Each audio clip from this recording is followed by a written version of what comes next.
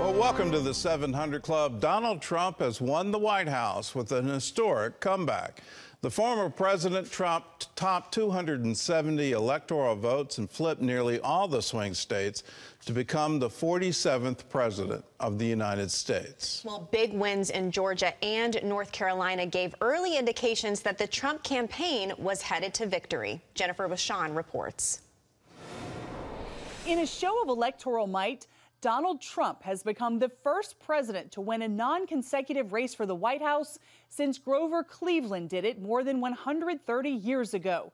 Trump's path to victory was blazoned by a trail that flipped nearly all of the coveted swing states. For MAGA faithful, it was a night of redemption. Joined by his wife Melania and his children, Trump stepped out to claim victory in the early hours of the morning. Frankly, this was, I believe, the greatest political movement of all time. There's never been anything like this in this country. He renewed his promises on the economy, immigration, and what he calls common sense leadership. This will truly be the golden age of America. That's what we have to have. Now he'll get to work forming his cabinet, along with J.D. Vance, a man with his own inspiring personal comeback story. I think that we just witnessed the greatest political comeback in the history of the United States of America. And he pulled off something that's eluded Republicans for 20 years. Along with the Electoral College, Donald Trump is poised to win the popular vote.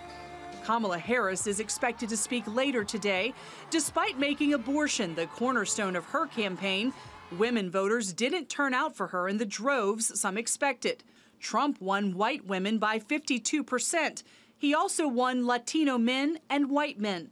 Christian voters also made a difference. Trump won 62% of the Protestant vote and 56% of the Catholic vote. Now comes the hard part of governing. He'll inherit an economy a majority of Americans say isn't working for them, along with 2 wars and mounting tensions with America's foes. He's going to have to worry about not upsetting the U.S.-China relationship so much that the economic costs spill over into the security realm. And reuniting the bitterly divided country. I think what we have tonight is a red, white, and blue wave in this country. Because what we need in the United States of America is leaders in Washington, D.C. that actually put the interests of American citizens above all else. And with Republican Bernie Moreno's Senate win in Ohio and Jim Justice's win in West Virginia, Trump will enjoy a Republican majority in the U.S. Senate. We need the Republican Party to start solving the problems of this country, and we have a significant number of problems. Dozens of House races across the country have yet to be called, but Speaker Mike Johnson, who won his bid for re-election in Louisiana, says he's confident the GOP will retain its majority. So, look, it's too early to call everything, but we're very optimistic. I mean, it looks good. I've been in the war room. I'm calling the candidates as they're calling the races. Republican control over the White House and Congress would give the GOP a big boost in passing its agenda. Many people have told me that God spared my life for a reason.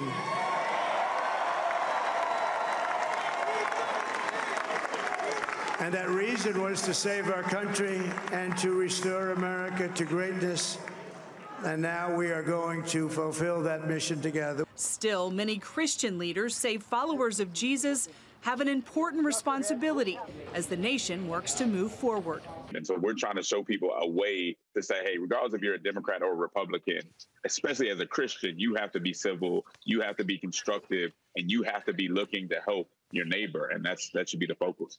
As Christians, let's try to reconcile and move people closer together and move them forward for the better of everyone in this country. And some leaders say it's okay for Christians to see themselves as outsiders, as Jesus calls us to be. And when we recognize that we don't have to fit into our current cultural system, we can then engage our community, our culture, not out of anger or by complying to it, but instead in love. Trump says he believes success is what will bring the country back together.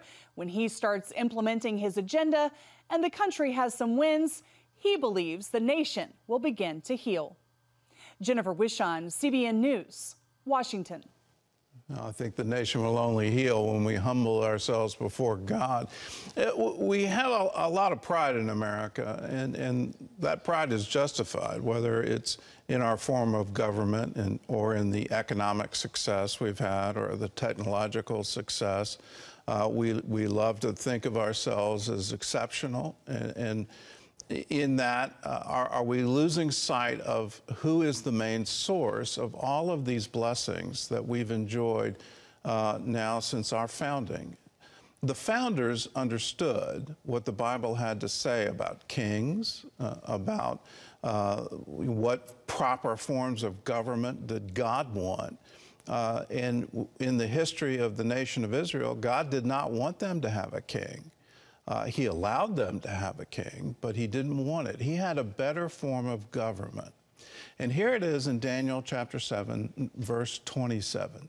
Then the kingdom and dominion and the greatness of the kingdoms under the whole heaven shall be given to the people, the saints of the Most High. In a European culture where divine right of kings, where the anointed leader was to guide the nation and the people, and everyone looked to him for solutions, God had a better plan, and the better plan was we the people. And that better plan became enshrined in our Constitution, which begins with those words, we the people. Let us be saints of the Most High God. If you're looking for change in America, be the best saint you can possibly be. Let's be a society of Samaritans who care for the poor and needy. Let's reach out with hands of compassion and love to people who are downtrodden, who are marginalized. Let's be the body of Christ. And in that, the saints of the Most High God, we will get the dominion. We will get the authority that God so earnestly wants to give us a united nation, a nation who is one nation, under God, indivisible, with liberty and justice for all. Let these not be aspirational words, but let's realize this government, it rests on us, the people. The society of America rests on us, its people. On a daily basis, are we acting with justice? Are we loving mercy? Are we walking humbly? Are we doing the things that God has told us to do? If we do, well, then he'll heal our land. He'll bring all this division back together again. And once again, we can be a nation, a city on a hill, an example to the entire world what can happen when people follow God. Well, CBN News Chief Political Analyst David Brody joins us now for more. So, David, how did he do it? How did he pull off this tremendous victory? Well, I'd like to say it was the Rust Belt, Gordon, or the Sun Belt. It was both. It was both belts. It was a double-belted victory, if you will, and that's the name of the game. And he did it with so many different groups, Gordon. It's just fascinating. Look, I brought the receipts, as they like to say, and it's long. I had to print it out. We had to waste paper on this, but it's, well, I mean, look at this. I mean, literally, as I put on my glasses here, he was up 3 points from 2020 with male voters. He was up 2 points with female voters, 13 points with Hispanic voters, evangelicals 5 points. It goes on and on. The suburban vote, union households, Gen Z. He was doing better in all of these groups. He didn't win these groups, but he did better than 2020. And what that did, Gordon, was provide for an electoral landslide, because even though it's right now technically with the Associated Press at 277, which gives him the presidency, it's most likely, as a matter of fact, let's just be honest, 99.9% going to go to 312 electoral votes, which will be all 7 battleground states.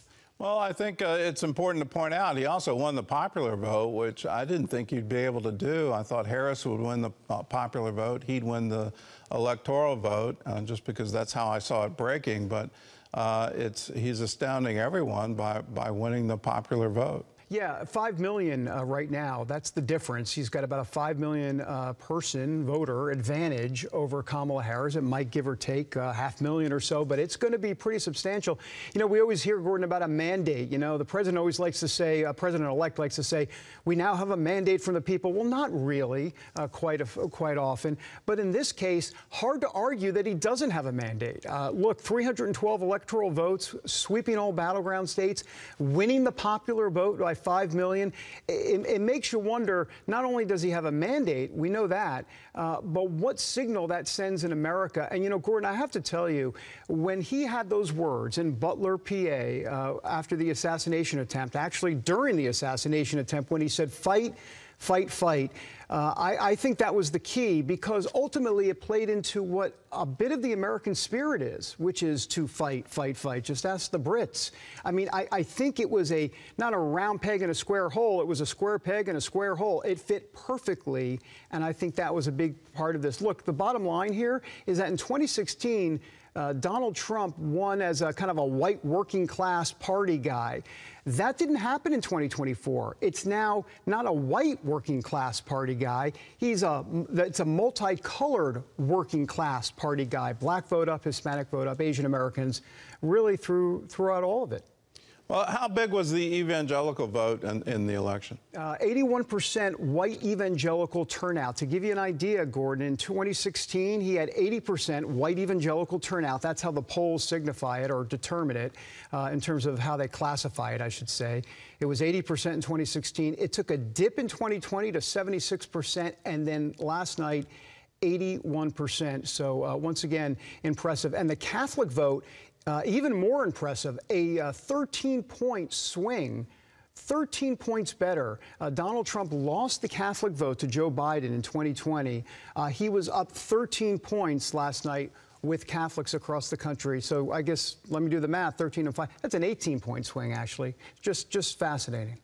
It is, and I go back to when Harris skipped that Catholic meeting in New York. It just seemed to be it didn't make any sense to me. She seemed to be just giving away that voting block. And anyway, I guess we're going to critique this for a long time and maybe leave it to the historians. But looking forward, the GOP now controls the Senate, and not just by 1 or 2 votes. It looks like it's going to be a significant shift. So what is the implications of that? How big will that be for Trump's term? It could get up to 55, potentially 56 senators. We haven't seen 56 GOP senators in a century. I mean, this would be relatively unheard of. Having said that, if we look at the map real quick, and I can just go to it real quick. This is the national map here, but if we go to the Senate map, which is right up here, the Associated Press right now has it at 52. You can see on the top right-hand corner, but we've got some outstanding ones here. You can see Pennsylvania, Dave McCormick here. He should win that race. That'll be 53. Out in Nevada, which is really a shock, Sam Brown, who no one was even talking about. Everybody thought the Democrat Jackie Rosen would win. He looks like he's going to win. That would take it to 54. And then there's a couple of these in Wisconsin and Michigan that are razor thin. So if you put it all together, it could go to 55, 56. And what that means is not only do you have a mandate, Gordon, that the president-elect, soon-to-be President Trump will have, but he can get a lot of that agenda through Congress, especially extending those Trump tax cuts, which, of course, he had in 2016. Those were his tax cuts that he got through, and now he wants to extend them. That'll be probably the first thing he ends up doing. Okay, I warned you last night I was going to ask for a prediction, so here we go. Oh, gosh. What's your prediction on the House of Representatives? I think they're going to take it. I do. This is talk about the wave election. You know, Gordon, in 2022, everybody talked about, oh, here comes the red wave. It never materialized. But in 2024, it is materializing. So what's the difference? Here's the answer. It's Donald John Trump, a DJT, as they call him, so to speak. And that's the difference, because in 2022, it's a midterm election. Donald Trump was not on the ballot. You put Donald Trump on the ballot, and look at this. All of a sudden, we have a Senate that looks to be 54, 55. The House, I believe, will go Republican. Speaker Mike Johnson's feeling confident. They see internal numbers there that they believe they'll take it. Now, having said that, just because they have a House of Representatives in Republican control doesn't necessarily mean they can cobble together 218 Republicans. Good luck with that. That's like herding cats, and it's difficult. So you put those two together, plus the White House, there's going to be a lot of action on Capitol Hill and the White House in January 2025. Yeah, and the first order of business is who's going to be in the cabinet. So you're going to have a very busy season still. And then once we're through all that, I guess we're going to start campaigning for 2028. Oh, fantastic. And wouldn't that be great? Just great. More medication, over the counter. It's time. That's right. All right, David, thanks for joining with us, and thanks for the prediction. You bet. In other news, pro-life forces saw mixed results in the battle over abortion on Election Day. John Jessup has more on that story from the CBN Newsroom. John? That's right, Gordon. States across the country voted on constitutional amendments protecting abortion. Those amendments passed in Arizona, Colorado, Nevada, Missouri, and Montana. They were voted down, though, in Florida, Nebraska, and South Dakota. Kristen Hawkins, president of Students for Life in America, told CBN News that the Florida measure would have allowed an abortion through the third trimester. If this would have passed in Florida, a woman could have said her mental health would be at risk for giving birth or having a child, and it would have justified abortion even in the 9th month of pregnancy. So it's a massive win. Thanks to the pro-life movement, thanks to Governor DeSantis, that we defeated Amendment 4 in Florida. New York and Maryland also passed measures supporting abortion. Well, Israeli Prime Minister Benjamin Netanyahu became one of the first world leaders to congratulate President Trump on his election victory. As CBN's Chris Mitchell reports from Jerusalem, Netanyahu also surprised the country by shaking up his security cabinet in the middle of a war. Netanyahu called the U.S. election a huge victory for President Trump and a, quote, powerful recommitment to the great alliance between Israel and America. Trump's win reunites two leaders who worked together on the Abraham Accords and opposing Iran's expansion throughout the Middle East in Trump's first term. Appearing on CBN's election night coverage, author and Middle East analyst Joel Rosenberg said Israelis favored Trump by nearly 50 points in a recent poll. A 50-point gap in favor of Donald Trump tells you that Israelis believe that Donald Trump will be better for Israel, that we will be safer, that he will have our back. On the U.S. election day, Netanyahu took a major step by firing his defense minister, Yoav Gallant. In a speech to the nation, Netanyahu said the trust between him and Gallant had broken down over the past few months. Significant gaps were discovered between me and Gallant in the management of the military campaign, and these gaps were accompanied by statements and actions that contradict the decisions of the government and the decisions of the cabinet. After his dismissal, Gallant said he disagreed with Netanyahu on three main issues: a military draft for ultra-Orthodox men, how to resolve the hostage issue, and a commission to determine what went wrong on October 7th. He ended with a salute. To the wounded and the disabled, to the hostages and their families, and to the IDF fighters, I trust you and I salute you. Netanyahu replaced Gallant with Foreign Minister Israel Katz. Israel Katz has already proven his abilities and his contribution to national security, also as foreign minister, as finance minister, as intelligence minister for 5 years. Former opposition member Gideon Sa'ar will become the new foreign minister. Chris Mitchell, CBN News, Jerusalem. Thank you, Chris. Gordon, how much do you think Donald Trump's re-election win will shake up the global world order? Well, it'll have significant impact on Ukraine, and we'll just wait and see what will be the policy of the Trump administration. How will he deal with Russia and the new Russian alliance with North Korea, China, and Iran? These are very significant developments on the world stage, where there are a group of countries who are heavily armed, all dedicated to knocking America off the top. And so what will he do in response? In terms of Israel, you saw the vote break. The Israel people really wanted him, and I think the prime reason is under his administration, all the funding for UNRWA, all the funding going that went clearly to Hamas and clearly to rocket attacks and creating terror on her southern border. Under Trump, all of that was cut off. And in the first week of the Biden administration, that funding was restored, which absolutely shocked me. Also in the first week of the Biden administration, he called for a two-state solution based on the 1967 borders. If you're Israeli, you know that's absolutely unworkable. That is not a safe place to be. The major airport in Tel Aviv would be under rocket attack on a continual basis from the West Bank. And so that's a non-starter for Israel. I was floored that he put it out there, that was his goal in his administration. So there were very significant reasons Israel wanted Trump to win the election. And now going forward, can all of that translate into action and concerted action against Iran? They're the puppet master. They're the ones who've supplied Hezbollah and Hamas. They're the ones who are the foment of all this ideology.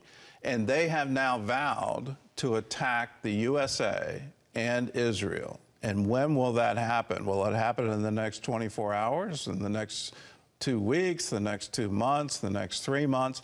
We'll see, but they have vowed to do it.